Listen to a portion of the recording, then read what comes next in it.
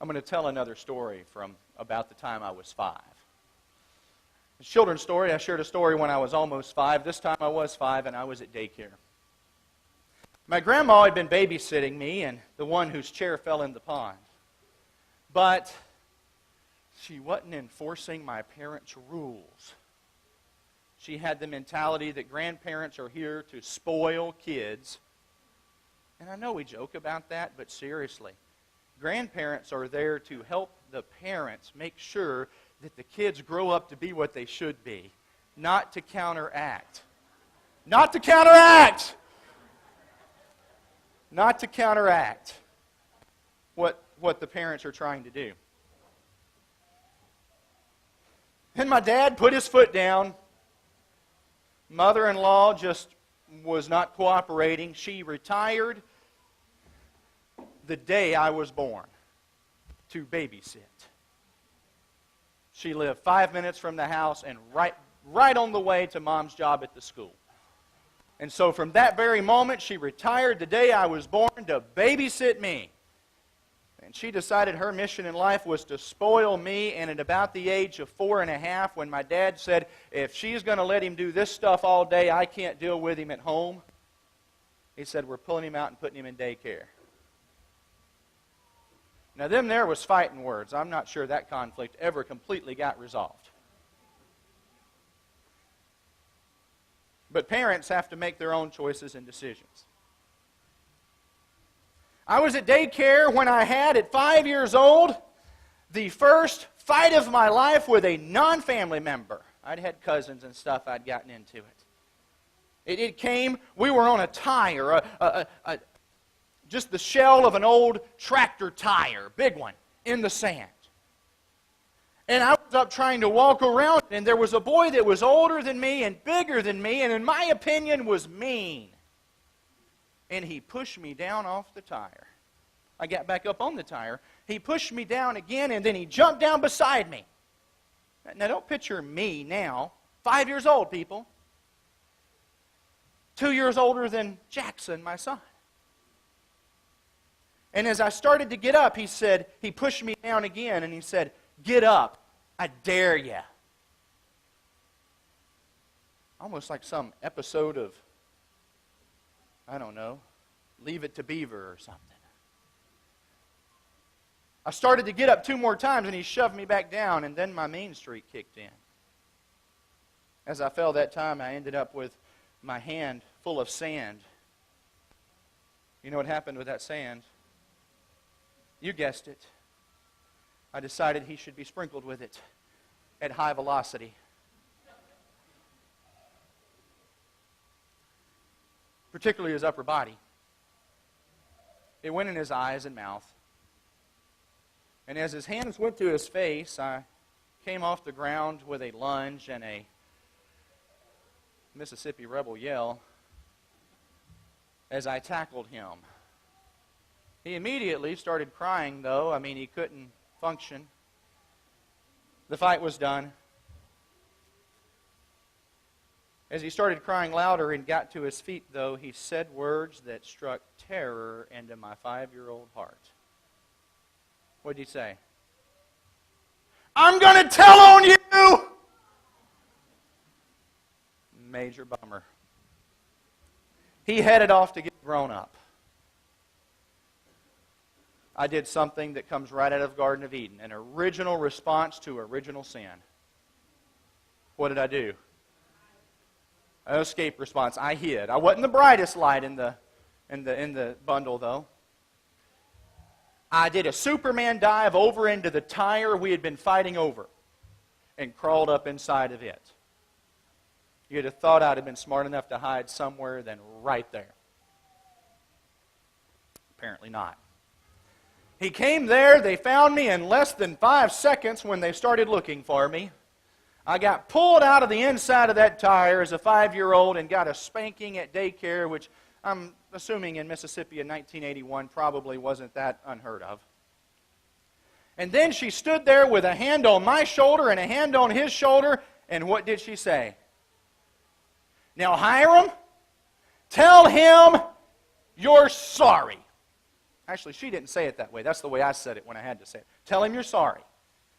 Standing there with my fist clenching, my chin down. I didn't want to do it. But the seconds clicked by and I realized that to get out of this very uncomfortable situation that appeared to be the only out, and so I said it. One word, and very grumpy. Sorry. And then I marched my little self off. So we had successfully resolved a conflict, right? No. Do you think it happens with bigger kids, ones that little kids think are grown-ups? Like you and me? Yeah, it happens. It happened last week in my kitchen at home. Now my wife's like, uh-oh, what in the world is he about to say? I get myself in trouble all the time with stuff like that. I had a lot on my mind. My wife was trying to tell me something that was important and was important to her. And I was distracted. And then she realized somehow my mind had wandered and I wasn't listening. And then she wanted to talk a little bit more about that, because that can be a problem sometimes. And then I said, I'm sorry. And she, well, but we need to talk about this. And I heard words come out of my mouth that I thought I was more mature than. I said, I'm sorry, I'm done talking about it. And once my pride set in, it took me 3 hours to go back and even attempt to make that right. Sometimes I wonder, what in the world am I doing trying to be a pastor of folks? I'm still a real person. I'm not translated yet. What in the world's going on? You know what? When we say I'm sorry, and that's our view of apology, and it's to get us off the hook, it's self-centered and it's sinful. And the Bible never once, from Genesis to Revelation, says to tell anybody, you're sorry.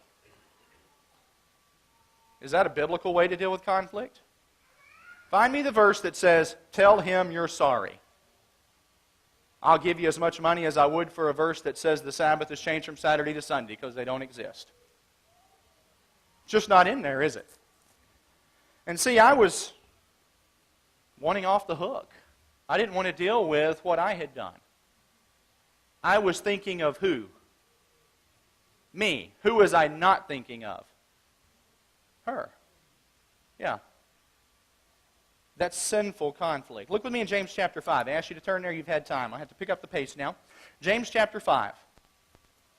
And it says here in James chapter 5, verse 16, confess your trespasses to one another, and pray for one another, not against one another, for one another. There's a difference, by the way.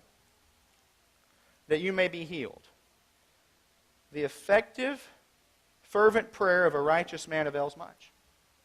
Now, the context this is most often given is you've got someone that you're a friend with, and they're spiritual as well, and they're the same gender, and you kind of go into accountability, you know. I struggle with this, I struggle with that, let's encourage each other, let's pray for each other. And I believe that's a correct view of the verse. But I'm also seeing in here, confess your trespasses. The word trespass in the New King James brings another light to it in my mind. Trespass. I've wronged someone. It doesn't say go tell them you're sorry, it says confess. And one of the problems we have with apologies is, I'm sorry for whatever I did. Oh, that's a good one. I'm not picking on anybody. I've used that one more times than I would like to admit. And it's confess your trespasses one to another and pray for one another that you may be healed. Notice the focus is healing. If when you have wronged someone else, if your focus is not to help heal the other person from the damage you've caused, you're still continuing in the trespass and the sinful attitude. Does that make sense? If not, I'll say it again.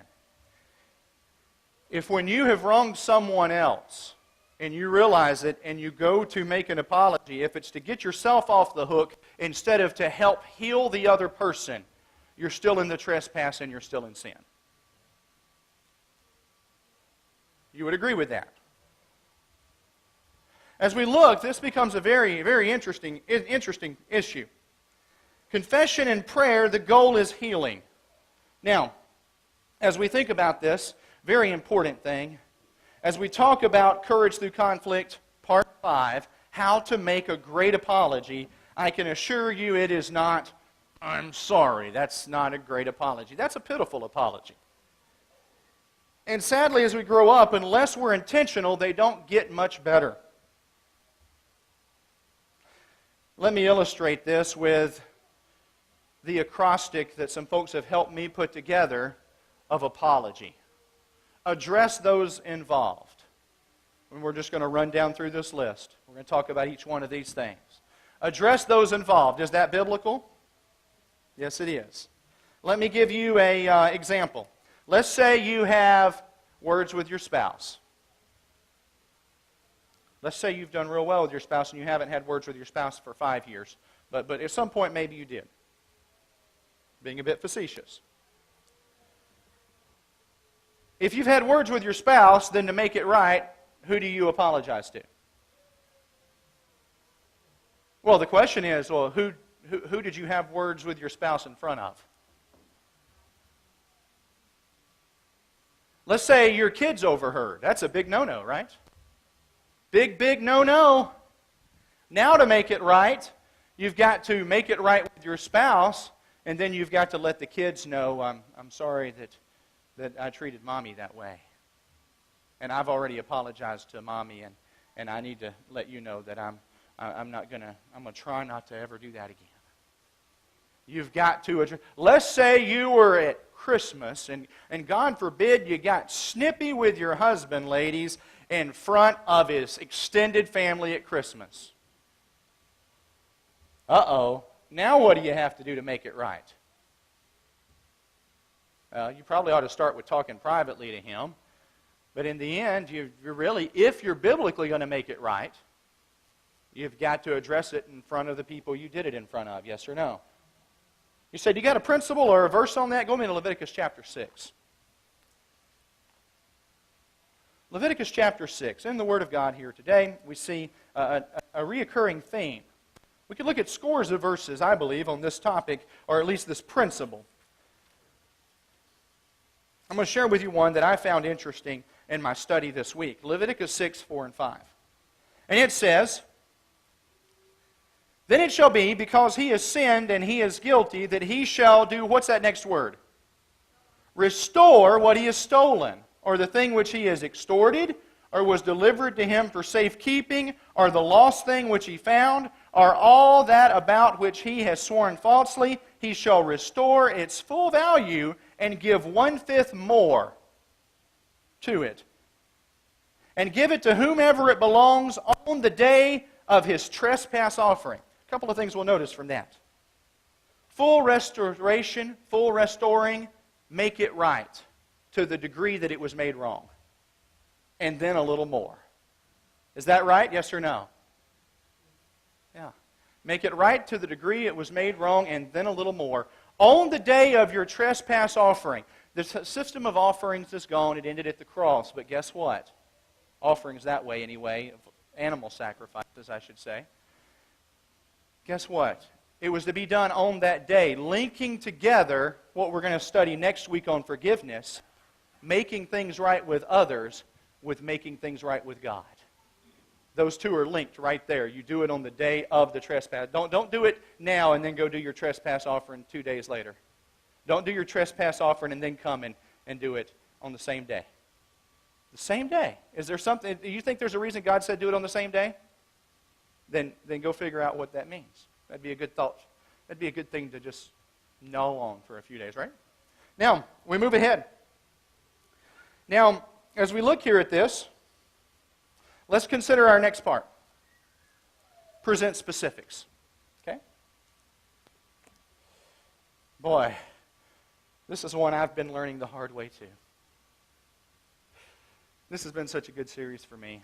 I hope that you're getting some good out of it, but it's worth doing just for me. I've thought back on that. Over the years, I've learned.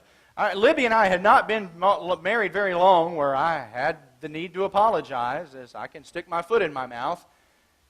And after stewing for a little while, I finally summed up all the manliness I could muster from deep down inside, and I said, I'm sorry. We were newlyweds. This time, although throughout most of the courtship, and it just been pretty much, okay, I forgive you, I heard these words. You've heard me tell you this before. Sorry for what?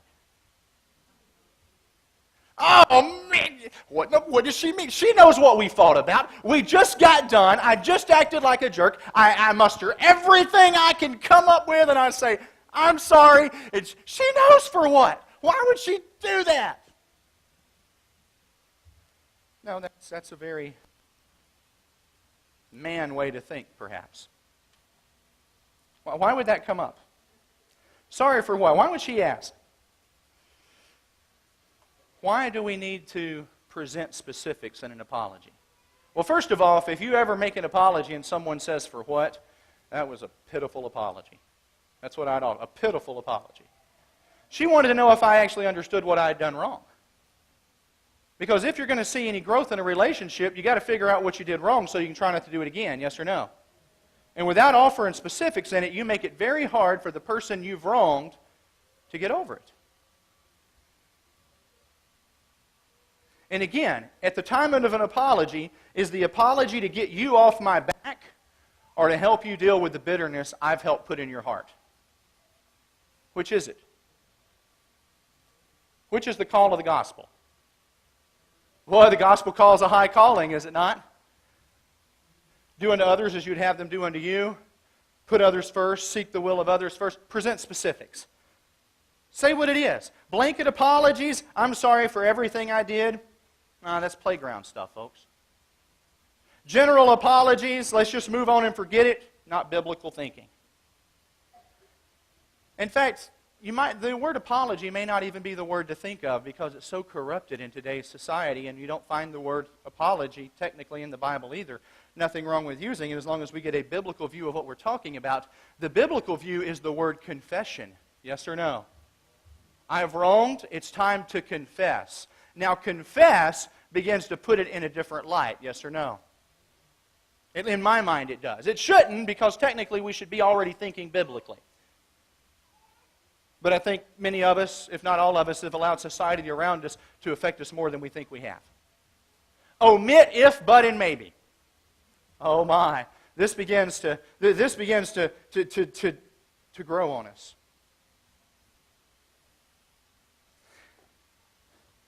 If I hurt you, I'm sorry. How's that resonating with you? If I hurt you, I'm sorry. That's called a pitiful apology. I'm saying, I don't know if I've hurt you, but if I did, I'm sorry for that. While we're both sitting there, and you know I hurt you, and I say, if I hurt you, I'm sorry. What's going on? My selfishness is causing me to put blame off of myself. And my heart is not in the apology I'm making. At least that's what your words are telling the person you're apologizing to. What my words are telling the person I'm apologizing to. You remember King Saul when God told him, go destroy the Amalekites, utterly destroy all they have, and they brought back the spoil? And Saul said, I went and avoid if and but. Samuel confronts him and he said, I destroyed all of it, but the people took of the spoil. Who's he kidding? He was a king. That was a different leadership model than we're under in the New Testament. Now, some folks still want a king today, but that's not biblical in the New Testament. And it wasn't ideal then. But he was in charge, yes or no? He says, no, we're not taking that stuff home. God said destroy everything. What do? They finish the job. He said, I did this, but, and he passes the buck. Was he owning what he had done? No, avoid if, but, maybe.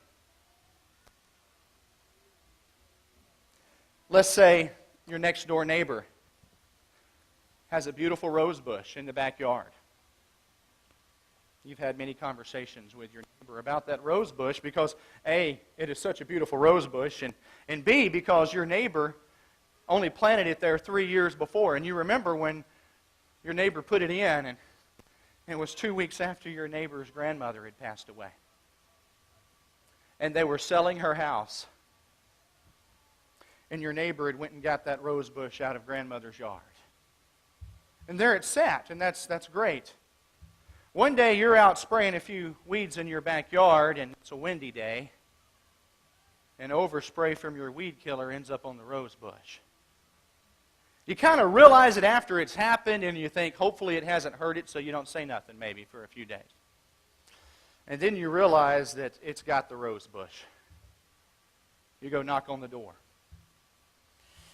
I got some bad news, and you probably don't even know it yet, but I made a careless mistake. Present specifics, right? That's a good start. I made a careless mistake in that I was spraying weeds in my backyard and overspray got on your grandmother's rose bush. And I think it's dying. Now, they don't want to hear this, right? It's an awkward conversation at a minimum.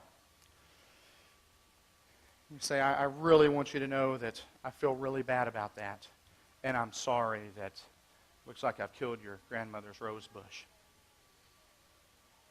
But if you had built that fence last summer that you said you were going to build at that time, I don't think any overspray would have got on the rose. Does that work for you? How many of you have ever done an apology that way, though? My hand's up. Not as an example for you to say, raise your hand. My hand's up. I've done it. Not about a rose bush, but I've done it. You're ultimately saying that people hear that what comes after the but is more important than what comes before it. People hear you passing off blame. Address those involved, present specifics, omit if, but, maybe I hurt you. Maybe what I did was wrong. What? We're in a severe conflict. You did something wrong. I did something wrong. We both know we both did something wrong, and your response is, maybe I was wrong. How does that work for you? Is that helping speak grace into the person that I've offended? No, they're like, well, what do you mean maybe you were wrong? I'm making it worse in some cases. Let's move on. Well, you say, hold on a second. Do you have anything biblical? I just talked to you about Saul and his use of the word, I did this but the people. He passed the buck. Present specifics. We just talked about this. The word confession actually endears that. Address those involved. Restitution. These are solid biblical principles we're covering. And we all ought to grow into them. Eliminate blame-shifting words. List the hurt. This is a big one. This is a huge one. Remember the list, the first text we read rather? Confess your trespasses and pray that you may be healed. List the hurt. You're trying to help people heal. You know, grandmother's rose bush, I might say, and eliminate the but that I gave, say that was just line item marked out of the manuscript of the conversation that's up in heaven somewhere, if it happened. And that's gone, and I say, and you know what? I know how special that rose bush was to you because I know your grandma was an awesome lady and was really special to you. And that was one of the only connections that you still felt with her. And this must be awfully painful for you to have to hear and deal with this. What is that doing for the person I'm talking to?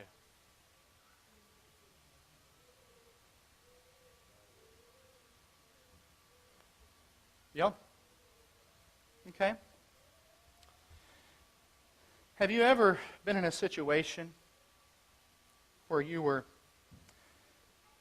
trapped in bitterness?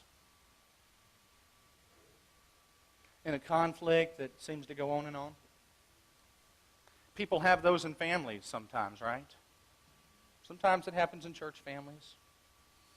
Sometimes it happens in work situations. And neither you nor the person you're in conflict with can seem to find a better job.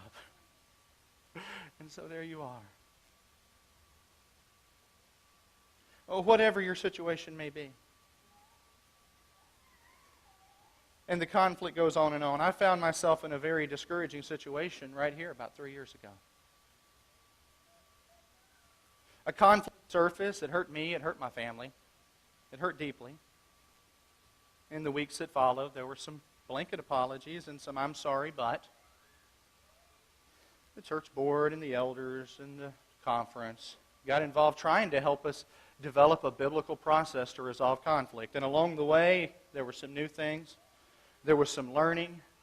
There were lots of mistakes on my part and some mistakes on leadership of the church. A lot of stuff got botched up. It just seemed to go on. It became one of the biggest struggles in my heart and in my life that I have ever faced on planet Earth. It was affecting my family. It was the darkest of times, but I have a testimony today because I can look back now and see that, A, God is beginning to equip me to make things right, to help other people, to educate the church in the things that I have learned from His Word that have been there all along. I can now look back and say it was the times, it was the worst of times, and actually include best of times with it, because it is still making a difference in my life today for the good. All things work together for good. There's a verse, right? Romans 8. And I've got a testimony for you, just real brief on that. I say all that to say this, not to drag something up, but to close something off, perhaps.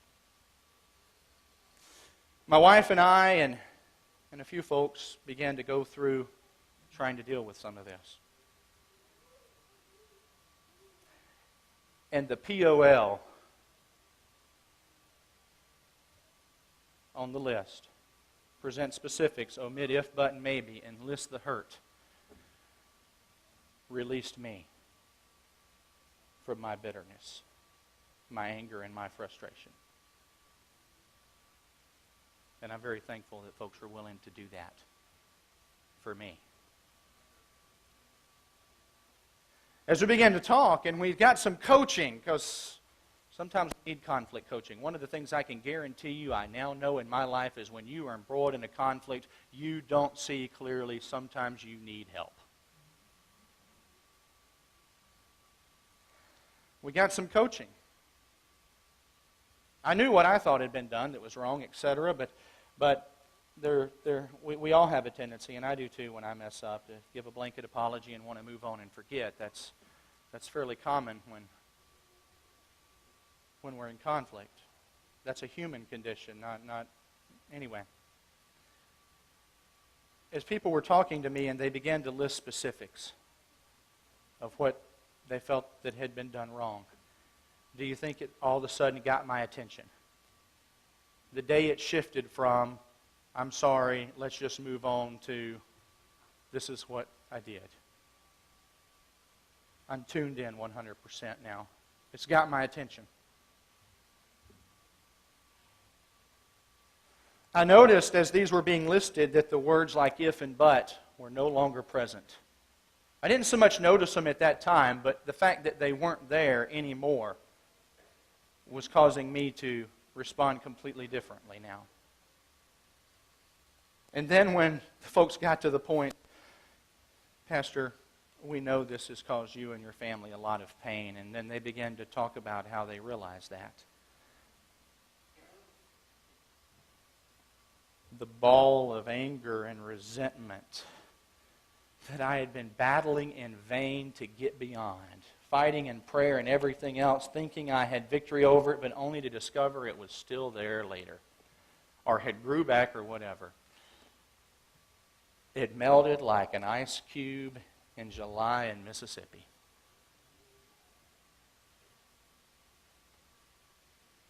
I have a testimony to tell you, and here's what happened.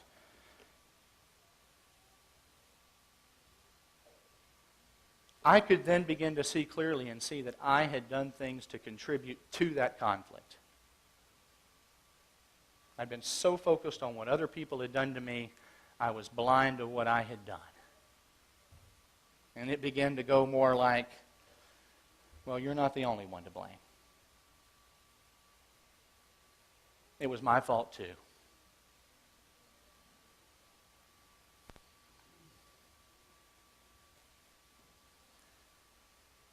they helped rescue me from the bitterness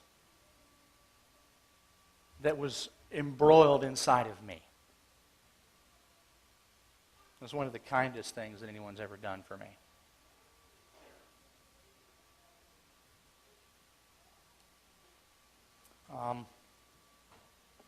Give me a second here. You know, as we went through that, it was a growing and learning process. You say, did you see all 7 of the things in the acrostic you're putting up? Did they all take place? Maybe not all 7, perhaps maybe 5 of them. But I saw enough to melt my heart and remove the bitterness and be reconciled. You may not need all 7 of these in every conflict you're in. You may be sitting here going, there are things where some of these might not apply, and I would say that's right. There are times where some of these may not apply. You may not need all of these for every conflict, but I'm here to tell you this is powerful stuff that has changed me from the inside out. And I think we have to begin to operate this way as a church because it's biblical.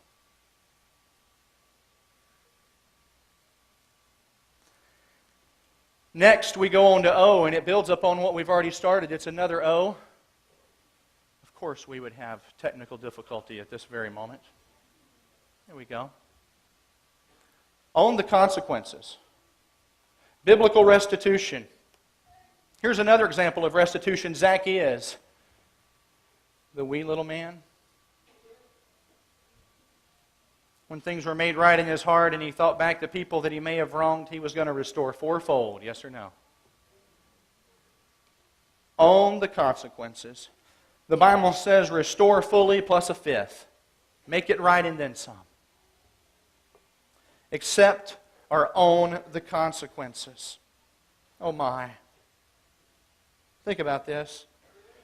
The rose bush. Can you go back to the rose bush with me? Have we already wore the rose bush out? You go back to the rose bush. You've acknowledged the hurt. I know that was special to you. It was your grandmother's prized rose bush, and I've killed it now.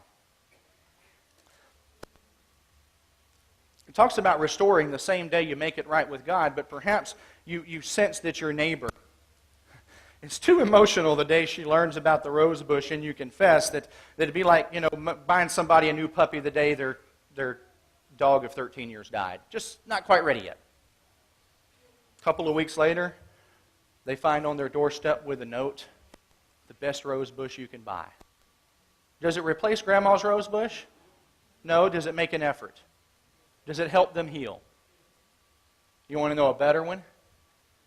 You've known your neighbor's brother, and you know his name, you know last name, you're able to contact the brother, so you take initiative. Say, your grandmother lived about 45 minutes from here, didn't they? Yeah. Where was the house at? Look, please don't tell your brother, but I've messed up the rose bush. I think I've killed the rose bush. And I tell you, I just want to know where the house is. I want to check with the new owner and see if there's still a rose bush in the yard that was there when they bought the house. Now you're doing biblical restitution. Yes or no? You're restoring maybe then some, and you contact the new owner and you say, man, I've screwed something up. And I know this isn't your problem, it's my problem, but I'm asking for your help. I'll replace it with a better, top-of-the-line, modern, right out of, best I can provide greenhouse if you'll let me get one of those rose bushes after you've confirmed there's still some in the yard. And you go get a rose bush from Grandma's yard, and then you bring it over a couple of weeks later. I'd say now you're done with it, right? Maybe. But you've definitely begun to deal with conflict in a biblical way. Grow your behavior. This one goes back, folks, and you can turn to Proverbs 28:13. I'll just tell you, he that confesseth and forsaketh his sin shall have mercy. He that covereth his sin shall not prosper, but he that confesses and forsakes them, grow your behavior, change your behavior, shall have mercy.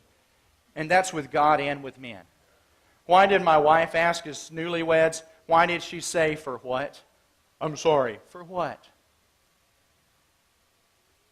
Yeah, it deals with presenting specifics.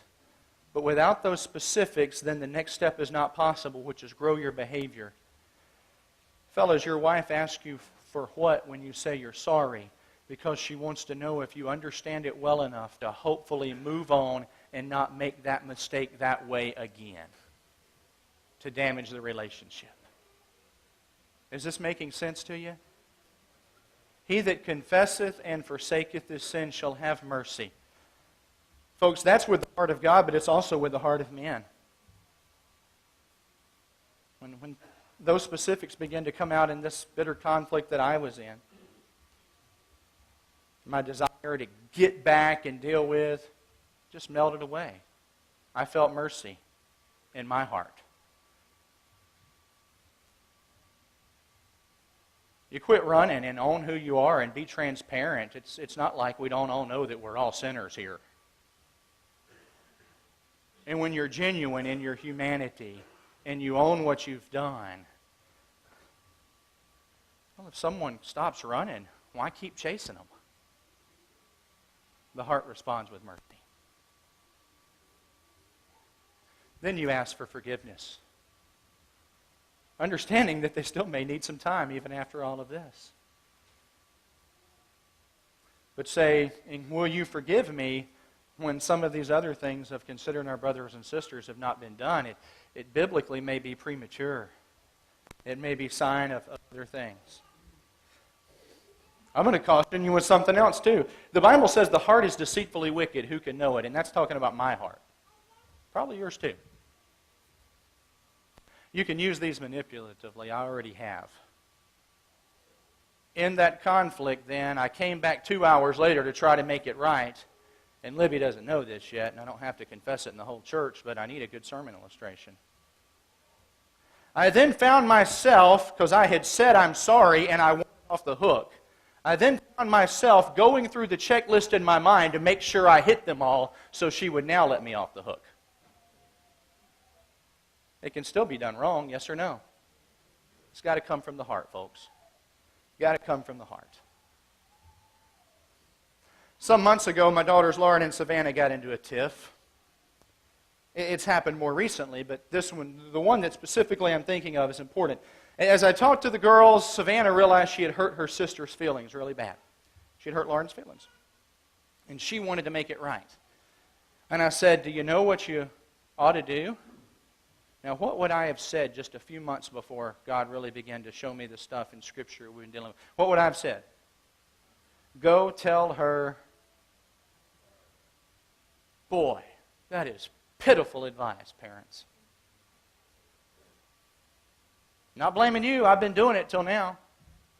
A few months ago, as I was preparing and studying deeply into these topics, I said, well, if you really want to make it right and help your sister get over how you've hurt her feelings, I can explain how to do that. Would you like me to coach you on that? And she said, yeah. So I began to go through these principles with her. Address those involved. How does that apply? She goes, well, it was just me and her. I'm hitting the high spots here. Present specifics. What did you do? And she told me. I said, well, tell her. We talked about if and but and maybe, and she's 8 years old. I had to explain it for her, right? And really unpack it for a few minutes. List the hurt. Did what you do you think it hurt her? Yeah. Well, then what should you say? And she, in her own words, explained it. I said, own the consequences. She may not be ready to forgive you yet. And in admitting this, you don't know how she's going to respond. She might hold it against you. You've got to own the consequences of what you've done, regardless of how the other person responds. And went through this with an 8-year-old. Grow your behavior. She needs to know if she's going to be able to get on over this that you're going to try not to do this again, right? Yeah.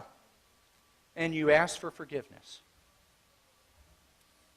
And then I did something that I've learned is very important when you're coaching someone on this. I said, this is going to be a challenge to do right the first time. Why don't you pretend I'm Lauren and say that stuff to me just to help you grow in that? And she did. And she missed a couple of them. And so I asked her, what about this one and this one? Do you think they're important? Maybe they don't apply. No, they're important. I said, try again. And she did. I said, okay. If you're ready, go talk to your sister. And she walked slow in there. And in about 4 minutes, because sometimes it don't take long, she came running back in there and jumped up on the bed. And she was a happy little girl. And her sister came walking back there in a few minutes and gave her a big old hug. And last night, while I was polishing off my message for a few minutes, I went in and I said, Lauren, are you still awake? And she said, yeah. I said, you remember when Savannah, and I told her about the time, and she said, yeah. And I said, you actually still remember that. I mean, it's not the kind of thing to where it's like what you ate last Thursday for lunch. She specifically remembers it, right?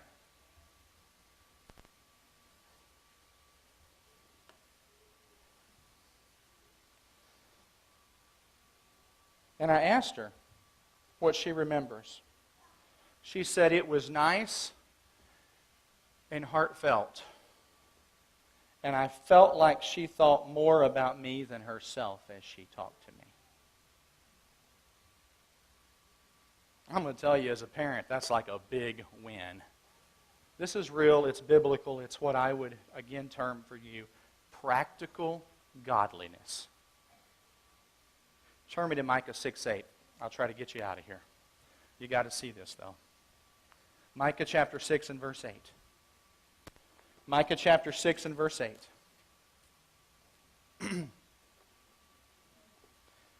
Do you have any outstanding conflicts? Perhaps you're estranged from a brother, or a sister, or a family member. I would suggest you go home this afternoon and you take this acrostic that I've got, or easier for you to do, take your Peacemaker pamphlet and go to the 7 A's. All of those principles are there in the 7 A's. You can apply them just as well from there. And write out what you need to say to that family member. And if they're 1,000 miles away, pick up the phone tonight. And if they're close by, don't call up and say, I need to schedule a formal appointment with you to come and deal with this. No, just stop by and see them. Say what you got to say. And leave it. You'll be glad you did. Regardless of how it comes out, you will be glad you did once you have. It's amazing how that works. I'll also say this as you turn to Micah 6:8. Micah chapter 6. Perhaps you've got a conflict where you've wronged each other. One of the things I've begun to realize in recent years in my conflicts is generally, you might not think so, but generally, there's a little guilt, at least on both sides, in a conflict. Even if it's only the attitudes you've had since it happened. That's guilt now, isn't it? Biblically speaking. And even if you only have 5% of a conflict, how responsible are you for that 5% before God? 100% of your 5%, yes or no? And you might just see the floodgates open, and you might release the other person from their bitterness if you're willing to, from your heart, apply these principles. And even if you don't, you've done what you should have done, yes or no? You've done the biblical thing, the Christian thing. Micah 6:8. In closing off, you got to see it. They say preachers should never tell folks they're about to close. You lose their attention. I've done it. But you do need to know that I'm getting you out of here soon, and you do need to know that this is vitally important. I'm hoping you can renew your strength here at the end and say, I'm in the short rows now. I'm going to get all I can out of this. Micah 6:8. He has shown you, O man, what is good. And what does the Lord, what's that next word? Require. We're talking about requirements of God. You say, really, your little acrostic of, you think that's a requirement of God? The principles it's built on are requirements of God. The principles it's built on are requirements of God. My exact verbiage is not inspired. I don't claim it to be. But to do what? Justly, love mercy, and to walk humbly with your God. Let me unpack that with you for a minute. To do justly, who does that apply to? How do you apply that? You apply that to who? Others or yourself?